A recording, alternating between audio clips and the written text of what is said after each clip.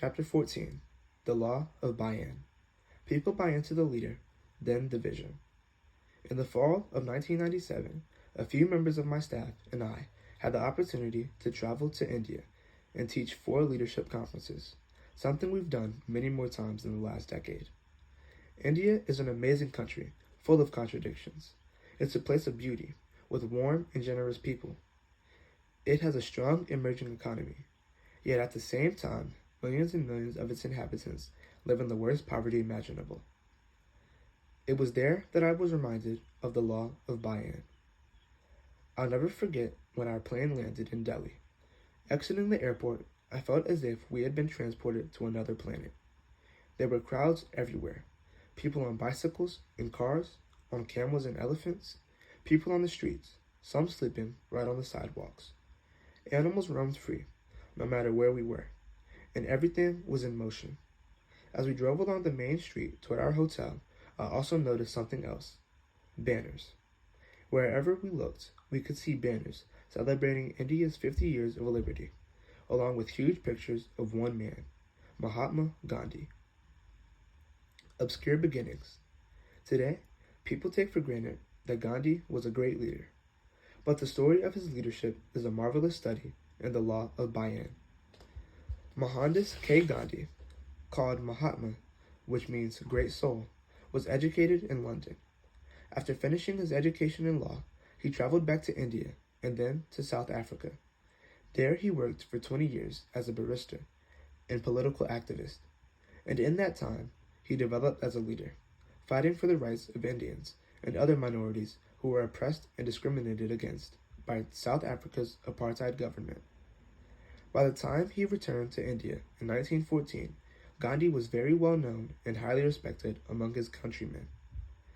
Over the next several years, as he led protests and strikes around the country, people rallied to him and looked at him more and more for leadership. In 1920, a mere 6 years after returning to India, he was elected president of the All India Home Rule League. The most remarkable thing about Gandhi isn't that he became a leader in India, but that he was able to change the people's vision for obtaining freedom. Before he began leading them, the people used violence in an effort to achieve their goals. For years, riots against the British establishment had become common.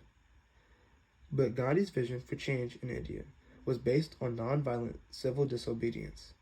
He once said, "Nonviolence is the greatest force at the disposal of mankind.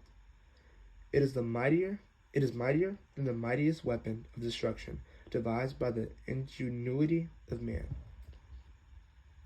A new approach. Gandhi challenged the people to meet oppression with peaceful disobedience and non-cooperation. Even when the British military massacred more than 1,000 people at Amritsar in 1919, Gandhi called the people to stand without fighting back. Rallying everyone to his way of thinking wasn't easy, but because the people had come to buy into him as their leader, they embraced his vision, and then they followed him faithfully. He asked them not to fight, and eventually they stopped fighting. When he called for everyone to burn foreign-made clothes and start wearing nothing but homespun material, millions of people started doing it. When he decided that a march to the sea to protest the SALT Act would be their rallying point for civil disobedience against the British, the nation's leaders followed him the 200 miles to the city of Dandi, where government representatives arrested them. Their struggle for independence was slow and painful, but Gandhi's leadership was strong enough to deliver on the promise of his vision. In 1947, India gained home rule. Because the people had bought into Gandhi, they accepted his vision, and once they had embraced the vision, they were able to carry it out. That's how the law of buy-in works. The leader finds the dream, and then the people. The people find the leader, and then the dream. Don't put the cart first. When I teach leadership seminars, I field a lot of questions about vision. Invariably, someone will come up to me during a break, give me a brief description of an evolving vision, and ask me, "Do you think my people will buy into my vision?" My response is always the same. First, tell me this. Do your people buy into you? You see, many people who approach the area of vision and leadership have it all backward. They believe that if the cause is good enough, people will automatically buy into it and follow. But that's not how leadership really works. People don't at first follow worthy causes. They follow worthy leaders who promote causes they can believe in. People buy into the leader first, then the leader's vision. Having an understanding of that changes your whole approach to leading people. For the person who attends one of my conferences and asks whether his people will follow, the question really becomes, have I given my people reasons to buy into me? If the answer is yes, they will gladly buy that leader's vision. But if the leader has not built credibility with his people, it really doesn't matter how great the vision is.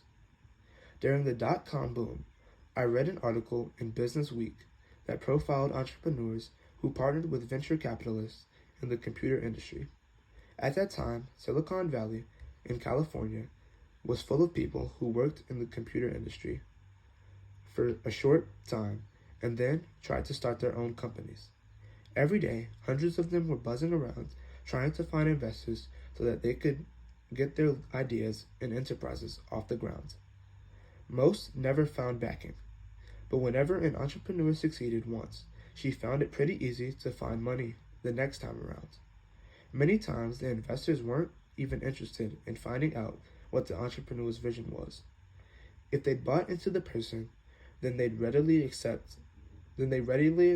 the ideas. The writer of the article interviewed software entrepreneur Judith Estrin and her partner. At that time, they had founded 2 companies. She said that funding her first company took 6 months and countless presentations, even though she had a viable idea and believed in it 100%. But the startup of her second company happened almost overnight. It took only 2 phone calls that lasted mere minutes for her to land $5 million in backing. When the word got out that she was starting her second company, people were dying to give her even more money. She said, "We had venture capitalists calling us and begging us to take their money." Why had everything changed so drastically for her? Because of the law of buy-in. People had bought into her, so they were ready to buy into whatever vision she offered, sight unseen. You are the message. Every message that people receive is filtered through the messenger who delivers it. If you consider the messenger to be credible, then you believe the message has value. That's one reason that actors and athletes are hired as promoters of products. People buy Nike shoes because they have bought into Michael Jordan, Tiger Woods, and Michael Vick, not necessarily because of the quality of the shoes. The same is true when actors promote causes. Have the actors been employed suddenly become experts in the cause they're promoting? Usually not. But that doesn't matter. People want to listen to them because they believe in them as people, or because they have credibility as performers. Once people have bought into someone, they are willing to give the person's vision a chance. People want to go along with people they get along with. It's not an either-or proposition. You cannot separate leaders from the causes they promote. It cannot be done, no matter how hard you try. It's not an either-or proposition. The two always go together. Take a look at the following table. It shows how people react to leaders and their vision under different circumstances. I can't really read that, so if you have the book, then you're welcome to look at that. When followers don't like the leader or the vision, they look for another leader. The only time people will follow a leader they don't like with a vision they don't believe in is when the leader has some kind of leverage. That could be something as sinister as the threat of physical violence, or as basic as the ability to withhold a paycheck. If the followers have a choice in the matter, they don't follow. And even if they don't have much of a choice, they start looking for another leader to follow. This is a no-win situation for everyone involved. When followers don't like the leader, but they do like the vision, they look for another leader. You may be surprised by this. Even though people may think a cause is good, if they don't like the leader, they will go out and find another one. That's one reason that coaches change teams so often in professional sports. The vision for any team always stays the same. Everyone wants to win a championship, but the players don't always believe in their leader. And when they don't, what happens? The owners don't fire all of the players. They fire the leader and bring in someone they hope the players will buy into. The talent level of most professional coaches is similar. The effectiveness of their systems isn't much different. What often separates them are their leadership abilities and their level of credibility with players. When followers like the leader but not the vision, they change the vision. When followers don't agree with their leader's vision, they react in many ways. Sometimes they work to convince their leader to change the vision. Sometimes they abandon their point of view and adopt their leaders. Other times they find a compromise. But as long as they still buy into the leader, they rarely out and out reject him. They will keep following. An excellent example occurred in Great Britain. Tony Blair had a long tenure in office as Prime Minister. He was a popular leader, elected to serve 3 times. Yet at the same time, the majority of people in Great Britain were against Blair's policy of involving the nation in the war with Iraq. Why did Blair remain in office so long? Because they had bought into him as a leader. As a result, they were willing to live with their philosophical difference with him. When followers like the leader and the vision, they get behind both. When people believe in their leader and the vision, they will follow their leader no matter how bad conditions get or how much the odds are stacked against them.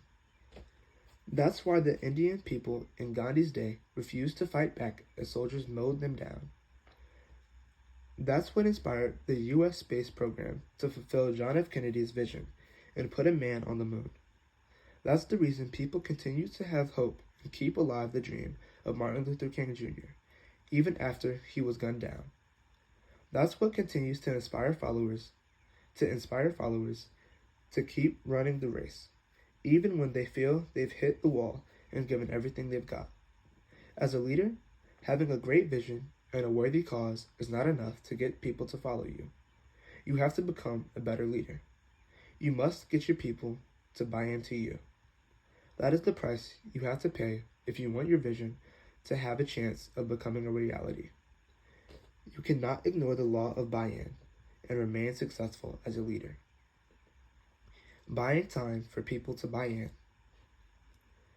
If in the past you tried to get people to act on your vision, but you were unable to make it happen, you probably came up against the law of buy-in, maybe without even knowing it. I first recognized the importance of the law of buy-in in 1972 when I accepted my second leadership position. In the chapter on the law of navigation, I mentioned that after I had been at the church several years, I took them through a multi-million-dollar construction program in which we built a new auditorium. But when I first got there, that was not the direction that the people had wanted to go in. The week before I arrived at my new church, more than 65% of the members had voted in favor of building a new community activity center. Now I had done some homework on that church, and I knew coming in that its future growth and success depended not on a new activity center, but on a new auditorium. My vision for the years ahead was absolutely clear to me, but I couldn't walk in and say, forget the decision you just made and all the agonizing you did to make it. Follow me instead. I needed to buy some time to build my credibility with the people. So I developed a strategy. I arranged for a committee to make a thorough study of all the issues involved with the Activity Center project. I told the members, if we're going to invest this kind of time and money, we have to be sure about it. I must have information on every possible issue related to it. That seems fair enough to everyone, and off the committee went to work. For the next year, the group came back to me every month or so and reported on the information they gathered. And each time, I'd praise their work and ask several questions that would promote them to do more research. Buy-in is not about the leader. As a leader, I had the responsibility to make sure the organization didn't make an expensive mistake that would hurt it in the future. Delaying the decision helped me buy enough time for them to buy into me. Meanwhile, I worked hard to build my credibility with the people. I forged relationships with the leaders in the church. I answered everybody's questions so that they could understand me and how I thought as a leader. I shared my ideas, hopes, and dreams for the work we were doing, and I started to produce growth in the organization.